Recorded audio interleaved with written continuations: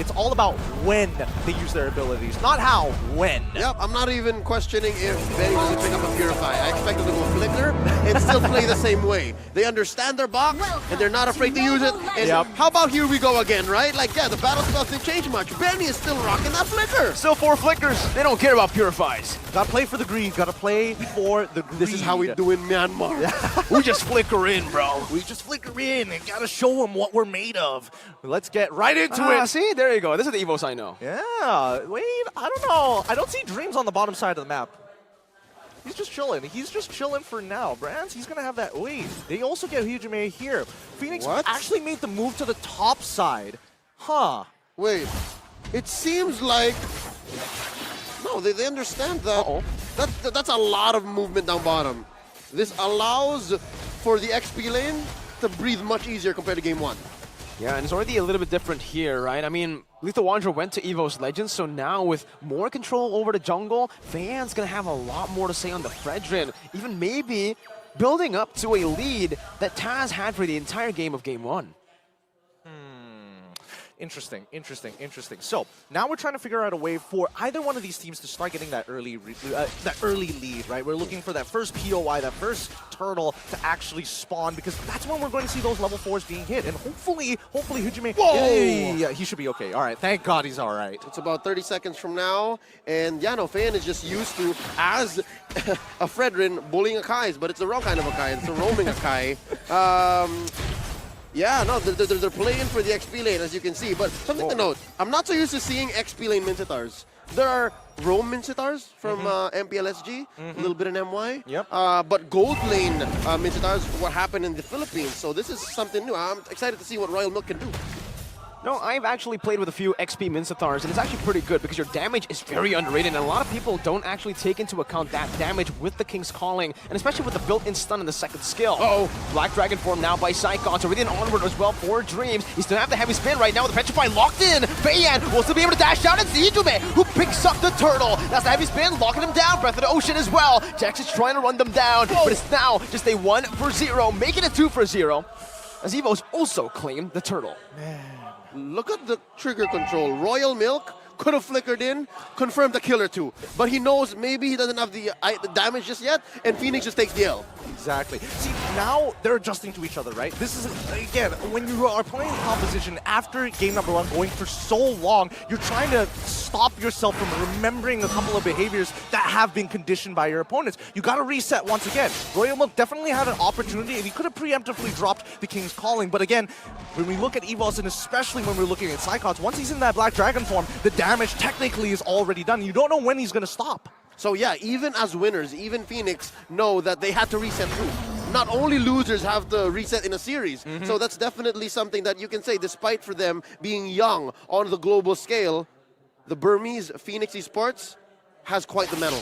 I just wanted to confirm something. Miracle, when you were talking about the EXP Mincitar, this is Golden Staff build, am I correct? Or corrosion type Golden Staff? Or like hybrid fighter Hybrid. So you do go for the corrosion side, but you don't go for full damage. You still need that tankiness in you, that sustainability, especially towards the late game when you're up against these marksmen who outrange you. But in this case, yeah, same. I don't think they want to go full damage, even though Brands is pretty easily caught by the King's Calling, because that heavy spin does answer the King's Calling. All right, so that's great. That's great that we have some confirmation on that one, because again, I've seen many different variations of the Mincitar, especially during the Snapdragon series for sure, but come back into this one, right? No team has found that momentum just yet. Not a very big conversion coming in from EVOS, unfortunately.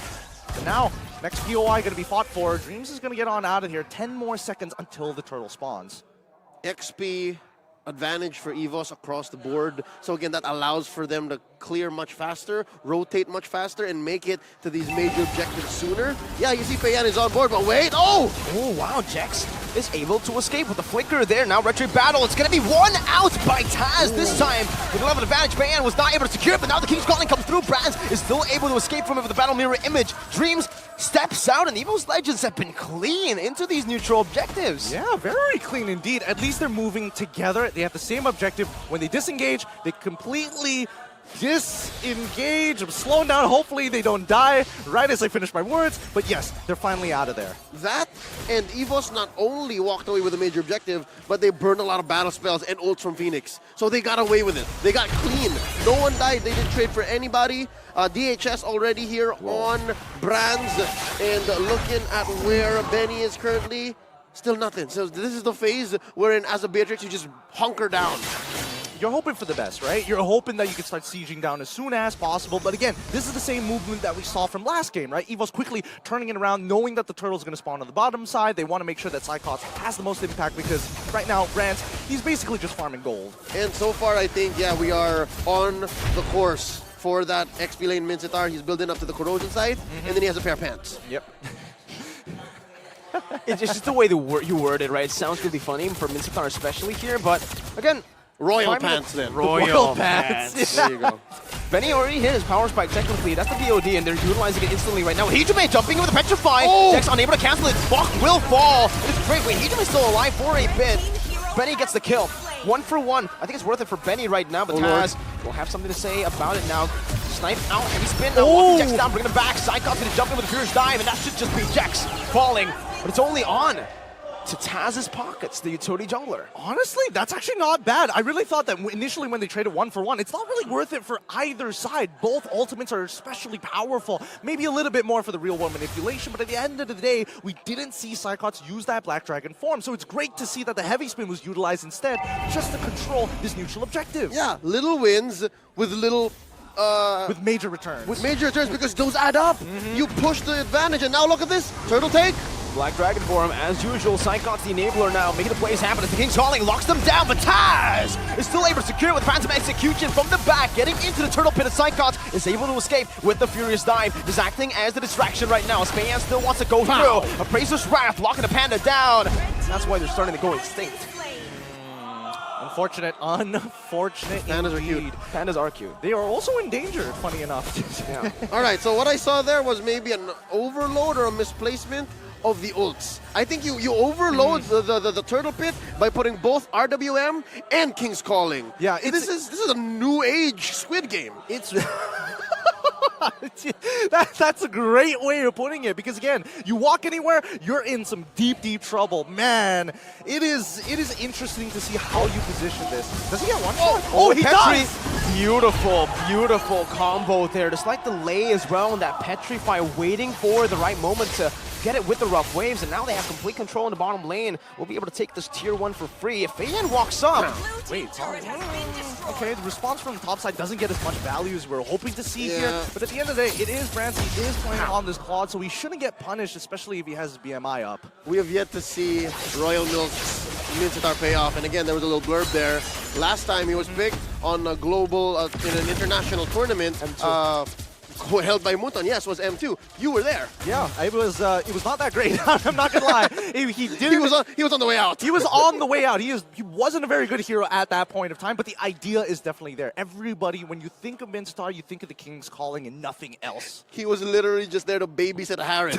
Yeah. Harris was running roughshod. He was unsupervised. He needed a babysitter.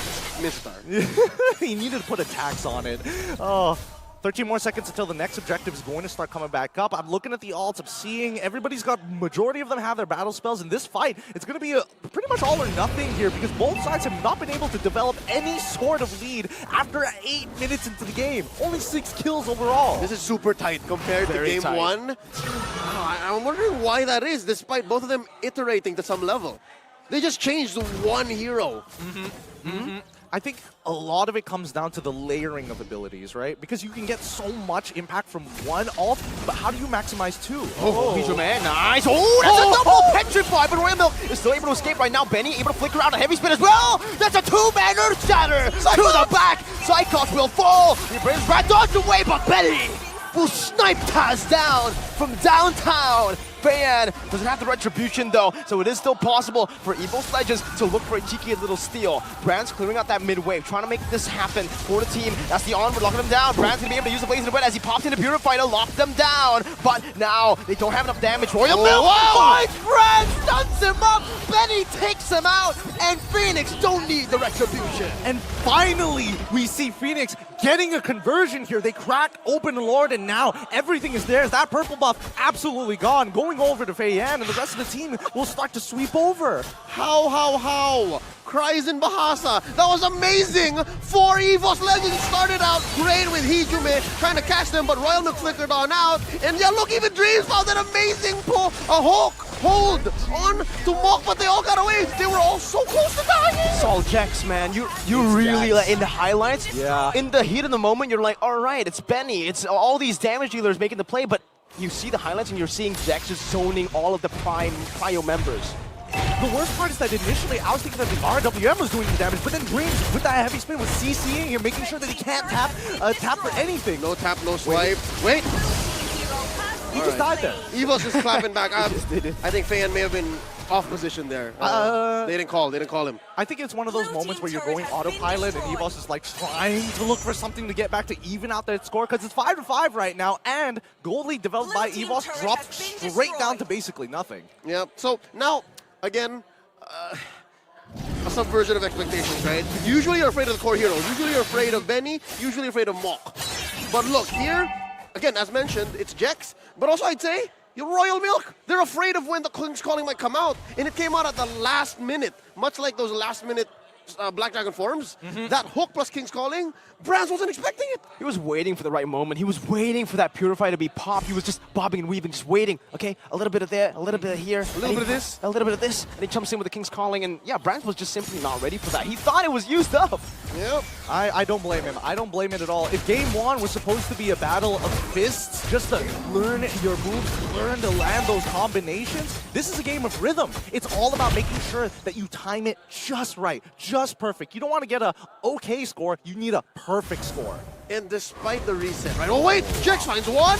Beautiful Breath of the Ocean though. Stop that from happening. Feiyan wants to still look for it. Royal Milk is walking up now. No information just yet as to where the other members are, and FNX will not take that risk to open up that bush. Yeah, they didn't know the Dreams and Psychots were there. That could have been dangerous. That could have been lethal. Very good call. At least 2 for none. Yeah, at least, you know, both sides are disciplined. They understand that even if they do get a fight, what are they really going to get out of it? The objective hasn't even spawned. Pretty much, even if they do, maybe just a mid-tier one, and even then, that doesn't really change the state of the game. Oh, man, looking at this now in hindsight, about 12 minutes, 30 seconds in, despite it being relatively different, numbers-wise from game one, the dynamics both teams have brought in, again, given the fact that they've only changed one hero each, are very similar. EVOS is so all in. Like, they will find you, hit the full combo with the burst and the petrify, and then go from there. And then Brands will maybe late initiation, just blazing the wet around, sure. FNX has an amazing box, and also amazing potential for re-engage. That's what's scary. So you really can't count out either approach. It's, man, they need to, I think, especially for EVOS, right, their engagements have been a little leaner. It's to be expected, right? It's the same person every single time. We haven't seen them change it up to kind of throw FNX off balance to make maybe a unnecessary call. Wait, he's getting a pretty good push now, bot side. Very good push. No one's recalling now. Oh, this is, oh. He's gonna force it. Jax with the flicker already. Now it's gonna be Dream 2 finds Feiyan. Now don't even out. It's gonna be Tab 2 finds it. Benny's dove in. Psychots finds the kill. And guess what? All the while, Royal Milk was actually baited out. Now Brands jumps in onto Mok. Still able to be kited away, but Taz again is able to find Jax. Hey, yo. And this might just be it. 4,000 gold. Whoa. Dodges away from it. Now Feiyan is actually isolated from the team. He's gonna get chased down by the Panda. And Claude. They're just messing with him. They're just messing with him. He can't get back to base. Delaying the inevitable. Run, Feiyan, run! They're staggering the death timers. It's going to be really good. Look at the way they're just taking their time. The stagger is going to be really massive. They're not, well, FNX are not going to have their frontliner, and Psychots picks up the kill right as Benny and Jax spawn.